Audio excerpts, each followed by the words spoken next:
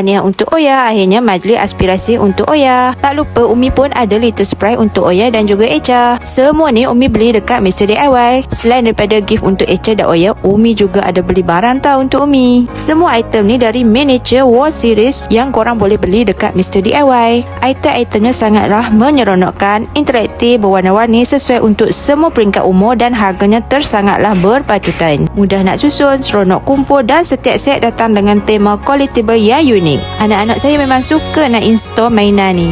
Tak adalah dia orang asyik mengadap gadget je. Ini stand bonsai dan crochet kitchen pun korang boleh beli dekat Mr. DIY. Bolehlah nanti korang nak match-match susun-susun untuk dijadikan sebagai decoration. Semuanya comel-comel, sesuai lah nak buat hadiah untuk Christmas, sekolah ataupun majlis graduasi. Banyak desain menarik, semua pada harga mampu milik juga. Dapatkan miniature wall series dan stand bonsai dan crochet kitchen di Mr. DIY sekarang. Jangan lepaskan peluang, jom singgah Mr. DIY hari ini. Anak-anak happy dan Umi pun tak adalah nak rabak poket sangat nak belanja mainan.